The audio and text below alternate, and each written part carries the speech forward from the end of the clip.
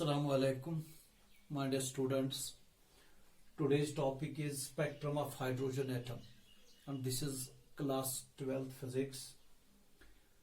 Chapter हमारा चल रहा है एटम्स एंड न्यूक्लिय, और उसी का ये एक और टॉपिक है स्पेक्ट्रम ऑफ हाइड्रोजन एटम.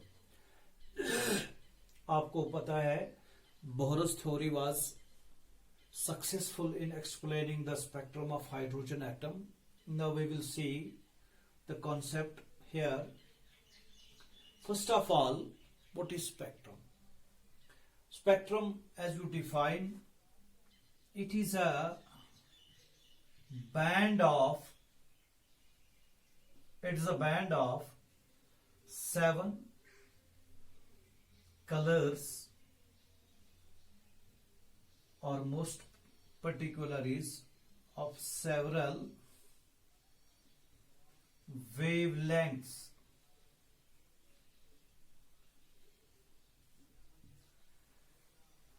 जैसा कि आप जानते हो, जो व्हाइट लाइट है, एक रे ऑफ लाइट जो है उसको हम पास ऑन करते हैं एक प्रिज्म से. So this is a ray of white light. As you know, it has 7 constituent colors: violet, indigo, blue, green, yellow, orange, red. This is quite basic. When it passes through the prism separates these constituent colors because they travel with different speeds in this medium. Separately, these colors are seen, and when they emerge out of the prism, we get a band of 7 colors which are obtained on the screen. Screen पे हम ये सारे colours देख रहे हैं जो यहां मैंने बताए: VIBGYOR, violet, indigo, green, yellow, orange, red. ऐसे आप देख रहे हैं 7 components. So what is this band of 7 colours called? It is called spectrum. और ये व्हाइट लाइट का स्पेक्ट्रम है. इसका रेंज भी आप जानते हो. It is from 4000 angstrom to 7000 angstrom, यानी 4000 एंगस्ट्रॉम वेवलेंथ से लेके 7000 एंगस्ट्रॉम वेवलेंथ तक सारी वेवलेंथ्स इसमें मौजूद है. इट मीन्स 4000 to 7000 पूरा जो है इसका बैंड है. 4001, 4002 सारी वेवलेंथ्स इसमें कवर हो गई है. Continuously we are getting the values. So we will call this a spectrum. Most precisely, that it is, we call it continuous spectrum. But what about atom? We are not having such type of spectrum in an atom. So we will start with this. Spectrum is broadly divided into 2 types. One is emission spectrum, and another is absorption spectrum.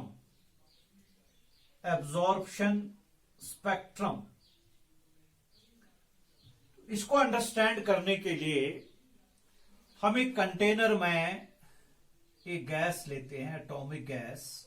Here we are having a container. इसमें हमने atomic gas, कोई hydrogen का, helium का लिया, hydrogen का. तो यहां हमने इसको हीट किया. एटॉमिक गैस एक लिया, इसको हीट किया by passing an electric current through it, with electric current. So what happens when it is heated? It is seen that we get radiations. इसमें से radiations निकल आए. Radiations are emitted out of this gas. और इस इन radiation जो यहां से निकले इनको पास ऑन किया जाता है अगेन थ्रू द प्रिज्म। तो प्रिज्म से जब ये पास ऑन हो जाते हैं तो इनमें स्प्लिटिंग हो जाएगी, जैसा कि अभी मैंने बताया। So we see, we place it here, a screen is placed here in front of it. What we see, certain specific wavelengths are obtained।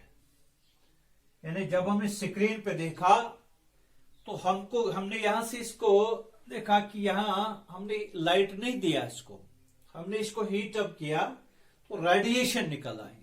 तो जब रेडिएशन इनको पास ऑन किया प्रिज्म से, इनको सेपरेट किया, तो फिर स्क्रीन पे देखा कि सब certain specific wavelengths are obtained. यानी फॉर एग्जांपल वायलेट आ गई, वायलेट के बाद इंडिगो नहीं है, ब्लू नहीं है, ग्रीन है, रेड है, some specific wavelengths are obtained on the screen. So we have to note this point, certain specific wavelengths are obtained।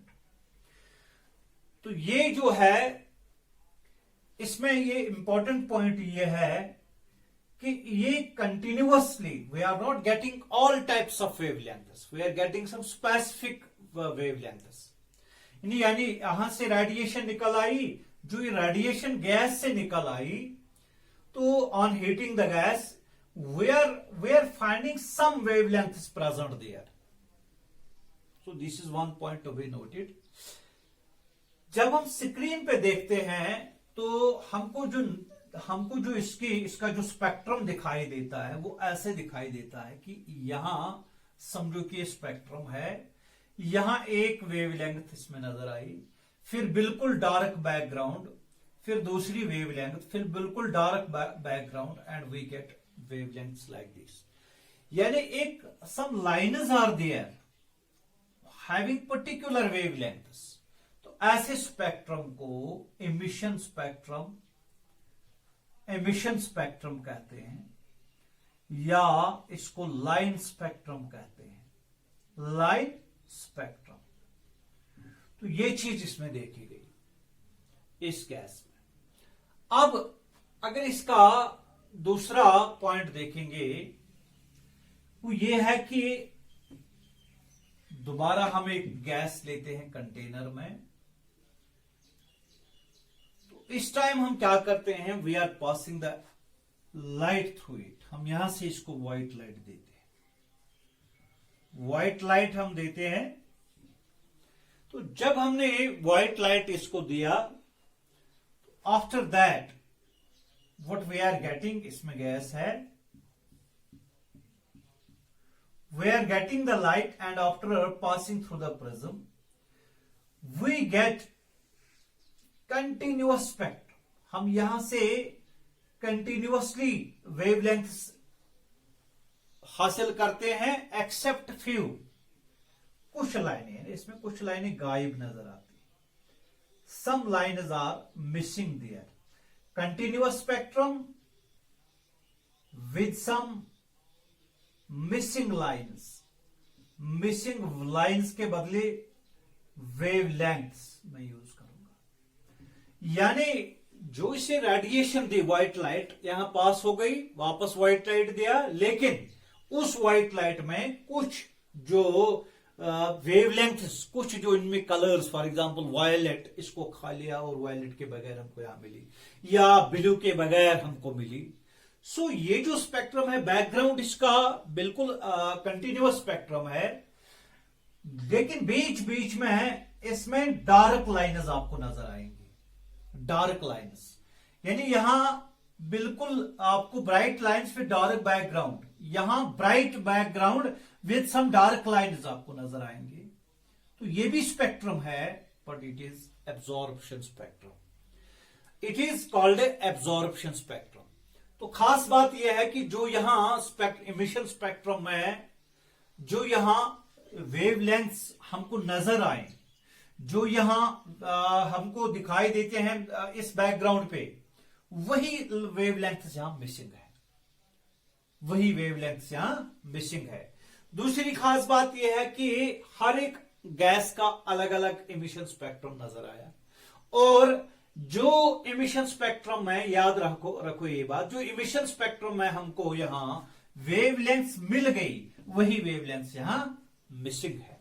So this is absorption spectrum, this is absorption spectrum, और the first is emission spectrum.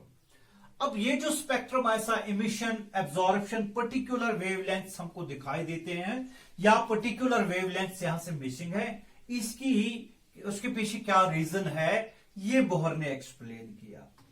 तो Bohr ने explain ऐसे किया, उसे कहा कि जो हमारे पास एटम है उसमें ये न्यूक्लियस है, ये फर्स्ट ऑर्बिट है समझो, second orbit, third orbit, fourth orbit etcetera ऐसे। So this is nucleus and here it is n equal to 1, n equal to 2, n equal to 3, n equal to 4 etcetera. जो इसने बताया कि ये एटम है, इसमें ऐसे ऑर्बिट्स हैं, इलेक्ट्रॉन्स रिवॉल्व कर रहे हैं, और जो इनर मोस्ट इलेक्ट्रॉन है इनर मोस्ट शेल में, उसकी जो एनर्जी है वो भी इसने कैलकुलेट की, -13.6 into Z square divided by N square in electron volt. और हाइड्रोजन एटम के लिए आपको पता है Z इज इक्वल टू 1। तो फिर इसे बताया कि अगर हम फर्स्ट शेल की एनर्जी निकालेंगे that is E1 equal to -13.6 electron volt, second shell के लिए एनर्जी है -13.6 divided by 4 that is -3.4 electron volt. Third shell की -13.6 electron volt divided by that is 3 3 9, तो यहां -1.51 इलेक्ट्रॉन वोल्ट। इसी तरह E4 की हमने निकाली that is -0.86 electron volt. Aahista Aahista इसने निकाली सब शेल्स की, आपने किया है सारे शेल्स की, सारे ऑर्बिट्स में इसकी एनर्जी इसने निकाली। फिर इसने कहा कि अगर एक इलेक्ट्रॉन इस फर्स्ट शेल से सेकंड शेल में जाएगा, फर्स्ट शेल से सेकंड शेल में जाएगा, तो इसके लिए हमें यहां से इसको एनर्जी देनी है, क्योंकि ये इसकी ग्राउंड स्टेट है, बाकी इसके एक्साइटेड स्टेट्स हैं। इसको फर्स्ट शेल से जाने के लिए, फर्स्ट शेल से सेकंड शेल में जाने के लिए जो इसको एनर्जी की रिक्वायरमेंट है वो भी इसने अपने पोस्टुलेट में बताई, that is equal to the difference of the two energy states. And वो कितना है, that is h nu will be equal to En2 minus En1। ये आपको याद होगा, यानी फर्स्ट पॉइंट जो बोहरस पोस्टुलेट का जो लास्ट वाला पोस्टुलेट है उसमें इसने सबसे पहले ये बताया कि एक शेल में इलेक्ट्रॉन की एनर्जी ये है, ठीक। दूसरा पॉइंट ये है कि अगर हमने इलेक्ट्रॉन को एनर्जी दे दी बाहर से तो वो इलेक्ट्रॉन एक्साइटेड हो जाएगा, एक्साइटेड स्टेट में चला जाएगा एटम, यानी it will show transition from lower energy state to the higher energy state, ठीक। लेकिन जब इस हायर एनर्जी स्टेट में इलेक्ट्रॉन पहुंचा तो ये जो है एक्साइटेशन जब इसकी हो गई, ये जो इलेक्ट्रॉन है ये वहां अनस्टेबल होगा, सारा एटम है अनस्टेबल होगा। तो अनस्टेबिलिटी जो है इसकी, ये वापस अपनी स्टेबिलिटी को गेन करने के लिए वापस ट्रांजिशन दिखाएगा फ्रॉम हायर टू लोअर। और जब ये हायर टू लोअर जाएगा या लोअर टू हायर, तो इसे एनर्जी जो रिक्वायरमेंट है, पहले केस में इसको रिक्वायरमेंट है यहां से देनी है, और जब ये ट्रांजिशन दिखाएगा वापस हायर टू लोअर, तो ये एनर्जी इमिट करेगा in the form of photon that will be equal to the difference of the two energy states, ठीक है। इसको डीएक्साइटेशन कहेंगे। तो अब ये जो एनर्जी ऑफ फोटॉन है, ये आपको क्लियर है कि it will not take any value of the energy. जब ये एब्जॉर्ब करेगा तब ये स्पेसिफिक वैल्यू लेगा, क्योंकि En2 और En1 they are specific values. देखिए यहां पहले केस में -13.6 इलेक्ट्रॉन वोल्ट, दूसरे केस में -3.4 इलेक्ट्रॉन वोल्ट, बीच में बहुत सारी 13.6, 13.5, 13.4 एटसेट्रा एटसेट्रा अप टू 3.4 सारे मिसिंग है, यानी specific values of the energies of the shells. तो जब स्पेसिफिक वैल्यूज है तो डिफरेंस भी स्पेसिफिक होगी।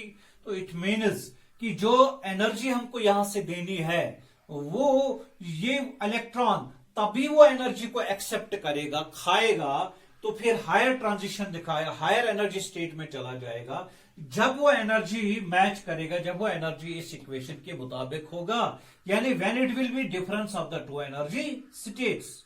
हम 10 इलेक्ट्रॉन वोल्ट एनर्जी देंगे तो क्या ये ट्रांजिशन दिखाएगा? हमको देखना है कि En2 माइनस En1 अगर 10 इलेक्ट्रॉन वोल्ट के बराबर है तो इलेक्ट्रॉन वो एनर्जी खाएगा तो हायर एनर्जी स्टेट में चला जाएगा। अगर नहीं है it will not accept any value, it accept specific value.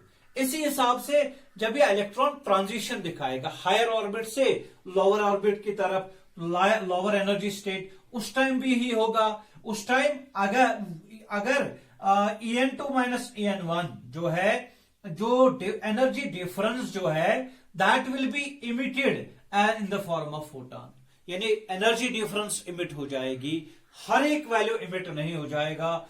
हम यहां से देखेंगे कि एनर्जी कितनी इमिट हो जाएगी। तो ये पॉइंट आपको क्लियर है। यही इक्वेशन जो है हमको बता रही है कि ये बेसिकली कंटिन्यूअस स्पेक्ट्रम नहीं, लाइन स्पेक्ट्रम दिखाएगा व्हेन इट शोज, क्योंकि ये क्लियर है, when it shows transition, the energy of specific value is emitted or absorbed.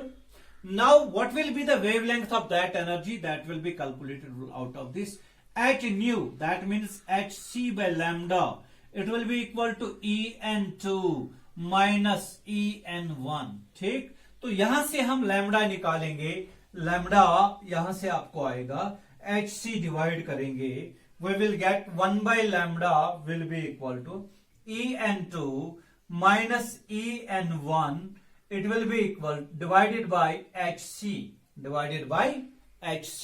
ठीक है, तो ये lambda will be equal to En2 minus it will be equal, lambda will be equal to hc divided by En2 minus En1।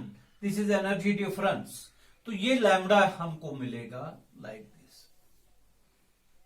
आप देखिए lambda depends upon the energy difference, energy difference is specific, so we will get the radiation of specific wavelengths, यानी we will get the line spectrum, the emission spectrum instead of continuous spectrum, and this equation explains the spectrum of hydrogen atom. तो ये particular wavelengths हमको मिलेंगे। तो कितनी wavelengths energy difference पे depend करेगा। For example अगर ये एनर्जी डिफरेंस इलेक्ट्रॉन वोल्ट में होगा, अगर ये किस में होगा, इलेक्ट्रॉन वोल्ट में होगा, तो ये H और C इसमें वैल्यू देंगे आप, तो you will get lambda will be equal to 12375 divided by this is energy difference, it is delta E in electron volt, then lambda is obtained in angstrom। यानी कौन कौन सी वेवलेंथ हमको मिलेगी, खाली हमको एनर्जी डिफरेंस चाहिए। एनर्जी डिफरेंस हम देखेंगे ट्रांजिशन कहां से कहां होता है, तो ये हम लैम्डा निकालेंगे। शॉर्टकट में मैंने बताया पहले केस में 12375 angstrom divide by delta E। अब ये जो डिफरेंट वेवलेंथ्स स्पेक्ट्रल लाइन्स की जो हम कैलकुलेट करते हैं वो आपको याद रखना है। Spectral lines of hydrogen atom, आप इसको ऊपर लिख सकते हैं। ट्रांजिशन, तो ये क्लियर हो गया, फर्स्ट पॉइंट आपको ये क्लियर हो गया कि जब हमने यहां से हमने हीट दे दी थी किसको, गैस को, तो एक्चुअल में क्या हुआ था, उसने जो रेडिएशन जो हमने हीट दे दी थी तो उसे ट्रांजिशन दिखाया था lower to higher, then they excite हुआ था हायर टू लोअर। तो जब वो हायर टू लोअर हो गया था, कुछ कुछ खास स्पेसिफिक वेवलेंथ्स उसने दी थी। कौन सी वेवलेंथ दी थी? जो जो ट्रांजिशन वो दिखाया, जहां जिस लेवल से वो आ गया, जिस लेवल पे वो आ गया, उनकी एनर्जी डिफरेंस कितनी है, उसी हिसाब से इसने वहां कुछ स्पेक्ट्रल लाइन्स दिखाई, बाकी सब मिसिंग। यानी सारे वेव रेडिएशंस की वेवलेंथ, वो सारे वेवलेंथ्स नहीं दिखाई। इसी तरह जब मैंने कहा एब्जॉर्प्शन स्पेक्ट्रम में कुछ वेवलेंथ जो है वो बिल्कुल मिसिंग है, तो आपको मिसिंग वेवलेंथ्स नजर आते हैं, तो उसका ये मतलब है कि जब हमने यहां से उसको रेडिएशन दिया तो वो वही रेडिएशन एक्सेप्ट करेगा जो रेडिएशन जो उसको एक लेवल से दूसरे लेवल में लाने के लिए जरूरत है। हर कोई रेडिएशन की एनर्जी नहीं खाएगा। It will take only those values of the energies which are equal to the difference of the two energies, and we will get the absorption spectrum, and this is how the spectrum was explained. अब इसकी calculation जो है wavelength हम निकालेंगे ऐसे lambda से, तो आपको पता है it is En, it will be equal to minus 13.6 divided by 13.6 into Z square by n square electron volt. ठीक, अब En2 En1, तो यहां En1 आएगा तो ये 1 आएगा। En2 लिखेंगे सेकंड ऑर्बिट के लिए, सेकंड एनर्जी शेल के लिए, it is minus 13.6 into Z square divided by N2 square electron volt. तो हम निकालेंगे Hc डिवाइडेड बाई लैम्डा या h new, it will B En2 minus En1 and it will be equal to En2. En2 is minus 13.6 into Z square by N2 square minus, फिर उसके बाद यहां हम लिखेंगे minus, it will be equal to minus into minus 13.6 electron volt into Z square divided by N1 square electron volt में। ठीक, difference मैंने बताया, ये इक्वेशन हमको पता है। So what we get, Hc by lambda will be equal to, आप note साथ साथ बनाएं please. So Hc by lambda will be equal to minus, वो पहले ये प्लस आएगा, 13.6 Z स्क्वायर भी इसको कॉमन आएगा, तो अंदर क्या रहेगा 1 by n1 square minus 1 by n2 square. ठीक, तो ये आपको याद रखना है। तो ऐसी यहां लाएंगे हम 1 by lambda will be equal to 13.6 Z square divided by Hc into 1 by n1 square minus 1 by n2 square. हमने Z भी इसमें रखा क्योंकि हाइड्रोजन लाइक एटम्स के लिए Z का वैल्यू होता है different from 1, so it is applicable to hydrogen like atoms also.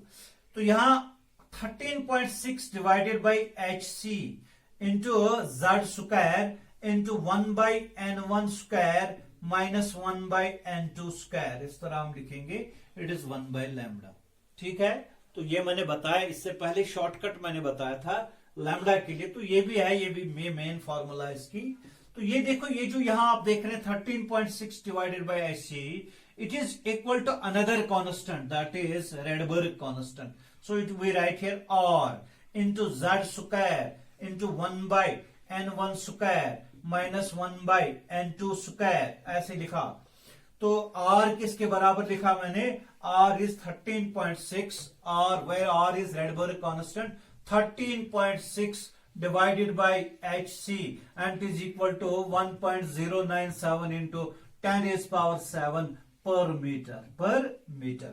तो ये तो आपको याद रखना है। 1 by lambda reciprocal of wavelength, which is called wave number also.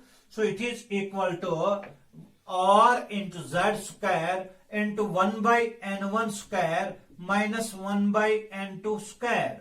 It is called this is the Bohr equation, and sometimes it is called a Rydberg equation. R is Rydberg's constant. So ये main equation है। Transition आपको पता होना चाहिए। N1 वो orbit है, वो shell है जहां इलेक्ट्रॉन, जिस पे इलेक्ट्रॉन गिर रहा है, higher energy state, and N2 is higher energy state. Higher energy state ये है, ये लोअर एनर्जी स्टेट है, यानी जहां से इलेक्ट्रॉन गिर रहा है वो N2 है, जिस पे गिर रहा है वो N1 है। ठीक है, अगर इलेक्ट्रॉन थर्ड ऑर्बिट से फर्स्ट की तरफ आता है, first is N1 and third is N2। So this is very important equation. तो यहां से हम स्पेक्ट्रल लाइन्स एक्सप्लेन करते हैं। फॉर एग्जाम्पल नंबर 1, यहां से हम first is Lyman series, Lyman series, the series of spectral lines as you know. तो यहां N1 1 होता है और N2 1 से ऊपर, that is 2, 3, 4 etcetera up to infinity. यानी when electron shows transition from higher energy state to the first energy state, the spectral lines so obtained are called a Lyman series. They are called a Lyman series. तो यहां से इसकी उनकी wavelength हम निकाल सकते हैं 1 by lambda. So what is 1 by lambda? It is equal to say first line की हम निकालेंगे, तो first line of spectral line, तो यहां first line में लिखूंगा of Lyman series, first line. तो 1 by lambda will be equal to say lambda 1, it will be R, और ये हाइड्रोजन एटम के लिए, और यहाँ H एक हाइड्रोजन एटम के लिए, यहाँ Z इक्वल टू 1 हम लेंगे। सो it is 1, so 1 by R into 1 by 1 square minus 1 by 2 square, 1 by 2 square. Second से फर्स्ट जो ट्रांजिशन है, शॉर्टेस्ट ट्रांजिशन तो यही है, सेकंड से फर्स्ट, तो यहाँ वेवलेंथ कितनी आएगी? R into 1 by 1, that is minus 1 by 4, that is 4 ones are 3 by 4, 3R divided by 4. So 1 by lambda will be equal to 3R divided by 4, 3R divided by 4. So lambda 1 किसके बराबर आएगा? It will be 4 by 3 into 1 by R. और ये आपको यहां shortcut दूसरा याद रखना है, 4 by 3 into reciprocal of this Rydberg constant, we takes 912 angstrom. याद रखो, कभी ये 910 भी हम लेते हैं, कभी 911, ये हम देखते हैं कि इसके साथ कौन कटेगा। तो अप टू 910, 11 और 12 they are permissible. So 3 3s are 3 4s are, that is 12 16 angstrom, 12 16 angstrom।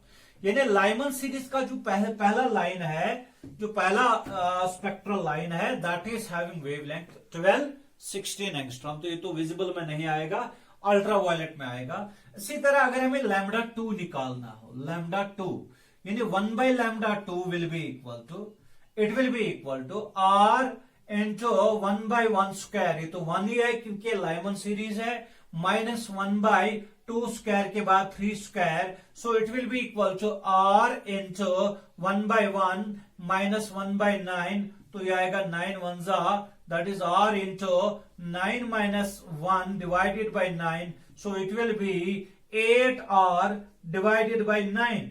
तो यहां रेसिप्रोकल आएगा, lambda 2 will be equal to 9 by 8 into 1 by R।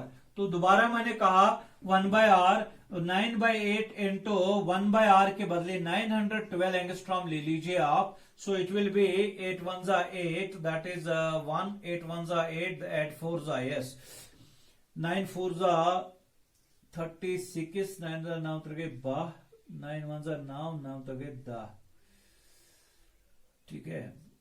9 4 36, 3 carry, 9 1 9 9 3 9 1 9 yes 1026 angstrom. ठीक, तो इस तरह second line of second spectral line of the Lyman series. अब आप third भी निकाल सकते हो, फोर्थ भी निकाल सकते हो। तो उसके बाद हम लास्ट निकालेंगे, सीरीज लिमिट लास्ट वाली इसकी निकालेंगे। तो last lambda infinity, that means N2 is infinity and N1 is again 1, it is Lyman series.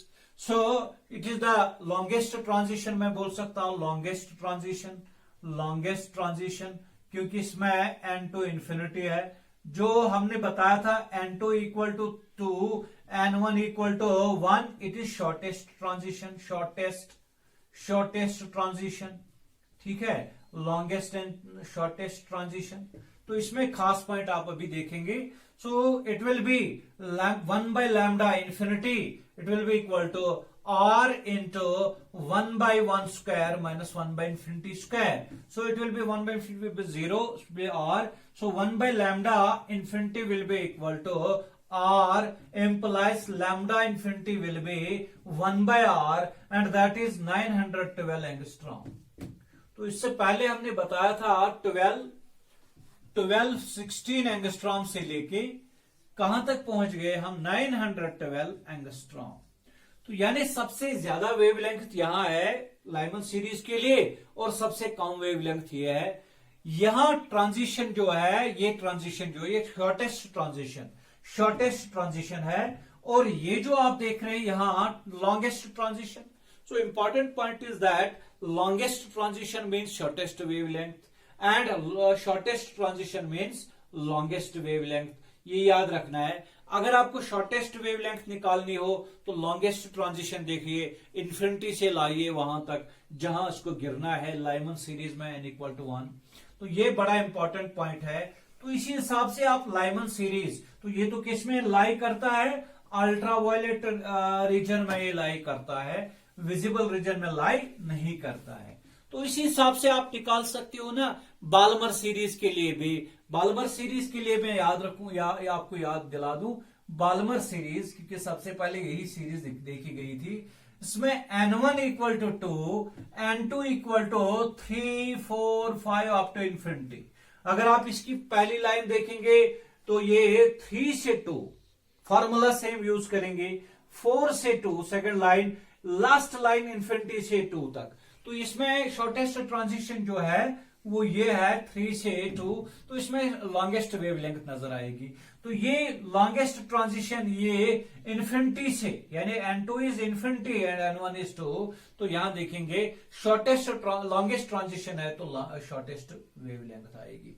तो ये जब आप वेवलेंथ की निकालेंगे, मैंने कहा कि आप खुद करेंगे, तो ये विजिबल रीजन में आपको दिखाई देगी. यानी these wavelengths will lie in visible region of the spectrum. यानी वायलेट से रेड तक जो वेवलेंथ रेंज है उसमें करीब करीब ही आएंगे. इसी तरह बाल्मर के बाद पास्चन सीरीज, मैं शॉर्टकट में बोलता हूं क्योंकि आपको पता होगा. Paschen series it is n1 equal to 3 and n2 equal to 4, 5, 6 etcetera. And इसी तरह ब्रैकेट सीरीज तो आपको याद रखना है, it is n1 equal to 4 and n2 equal to 5, 6 up to infinity. इसी तरह फंड सीरीज तो वहां से n1 equal to 5 and n2 equal to 6, 7 up to die dash. तो इसी हिसाब से हम्फ्री वगैरह सीरीज. तो ये एक एनर्जी डायग्राम हम दिखाएंगे आपको, एनर्जी डायग्राम आपको दिखाएंगे. तो ये आपको याद रखना है, ये आपको नोट्स में याद रखना है. You have to remember this. तो ये देखिए आपको पहले से पता है, this is n equal to 1. तो यहां हम दिखा रहे हैं n इक्वल टू 2 से इट इज यहां -13.6 इलेक्ट्रॉन वोल्ट, यहां -3.4. तो यहां जो है n is equal to, so n यहां मैं लिखूंगा n is equal to 2 and n is equal to 3. तो यहां n इक्वल 3.4 -1.5 इट इज -8.6. वो आपने पहले से किया है ना, एनर्जी En. ठीक है. तो ये बहुत सारे एनर्जी स्टेट्स हम दिखाएंगे अप टू, क्योंकि मैंने बताया गैप यहां कम होता जा रहा है, इससे पहले भी मैंने बताया था आपको. तो अब देखिए इलेक्ट्रॉन हायर से फर्स्ट की तरफ चला जाता है. पहले तो ये नीचे से ऊपर जाता है ट्रांजिशन, तो फिर डे एक्साइट होके डे एक्साइटेशन दिखा के तो ऐसे चला जाता है like this. So when electron goes from higher orbit to the first, we are having Lyman series. Already clear to you Lyman series. तो मैं यहां इसको लिख सकता हूं लाइमन सीरीज. तो जो higher to second it is Balmer series like this, Balmer series infinity से लेके here it is n equal to infinity. तो इसी तरह बाल्मर के बाद Paschen series and this is Brackett series, Paschen Brackett P Pfund ऐसे. शायद मैं इससे पहले ब्रैकेट भूल गया. तो ये पी फंड सीरीज, ऐसे पी फंड सीरीज, तो ये Lyman, this is Balmer series, Lyman Balmer Paschen series, तो ये Brackett series, Pfund series, Humphreys series etcetera. तो ये एनर्जी लेवल डायग्राम आप देख रहे हैं, this is transition. So we are having, where we see that they are specific values, they are taking specific values, ठीक है। तो ये चीज आपको याद रखना है, this is line spectrum of hydrogen atom, line spectrum of hydrogen atom.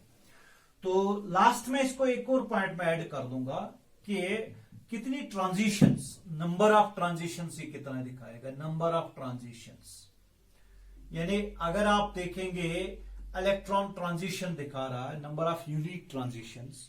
देखिए आप मैं इस तरह आपको बताऊंगा कि ये फर्स्ट शेल है n equal to 1, so this is nucleus, n equal to 2, n equal to 3, n equal to 4। तो अगर इलेक्ट्रॉन फोर्थ शेल में चला गया तो इसके लिए क्या ऑप्शन है, या तो ये फोर्थ से नीचे फर्स्ट में चला जाएगा, या तो ये फोर्थ से थर्ड में चला जाएगा, या तो ये फोर्थ से सेकंड में चला जाएगा, फिर ये सेकंड से थर्ड में चला जाएगा, सेकंड से फर्स्ट में चला जाएगा। यानी इस तरह मैं दिखाऊंगा, if we have n is equal to 1, so this is n is equal to 2, so this is n is equal to 3। हमको ये दिखाना हो कि आप पहले मैंने बताया कि एनर्जी कैसे निकालेंगे अगर इलेक्ट्रॉन ट्रांजिशन दिखाएगा हायर से लोअर, वो हमने निकाला। अभी कितनी ट्रांजिशंस दिखाएगा, so this is n is equal to 4। For example मैं बताऊंगा इलेक्ट्रॉन थर्ड शेल से फर्स्ट शेल की तरफ आएगा, it means n1 is equal to 1 and n2 it is equal to 3। तो क्या ट्रांजिशंस पॉसिबल हैं, थर्ड से फर्स्ट, थर्ड से फर्स्ट, तो ये इसका ये ऑप्शन होगा, यहां चला जाएगा, ये इसका एक ऑप्शन होगा। दूसरा इसका ये ऑप्शन होगा, ये इसमें चला जाएगा, उसके बाद इसमें चला जाएगा। देखो कितने ऑप्शंस हैं, 1, 2 एंड 3।